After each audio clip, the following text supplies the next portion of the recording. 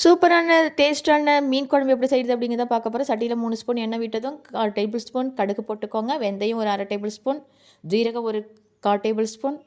இது நல்லா பொரிஞ்சு வந்ததும் நம்ம கட் பண்ணி வச்சுருக்கிற சின்ன வெங்காயம் 100, பூண்டு 50, பச்சை மிளகாய் 2, கருவேப்பிலை இது போட்டு நல்லா வதக்கிக்கோங்க. அதுக்கப்புறம் தக்காளி ஒரு 3 கட் பண்ணது அதையும் போட்டு நல்லா வதக்கிக்கோங்க. கூடவே கொஞ்சம் உப்பும் போட்டுக்கோங்க.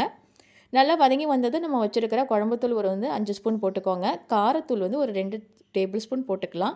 அது கூட தண்ணி ஊற்றி நம்ம நல்லா கொதிக்க விடலாம். நல்லா கொதித்து வந்ததும் இப்போ நம்ம புளி கொஞ்சம் எடுத்து அதை நல்லா கரைச்சி இது கூட நம்ம சேர்த்துக்கலாம். நம்ம அதையும் கொஞ்சம் தண்ணி ஊற்றி நம்ம நல்லா கொதிக்க விடலாம்.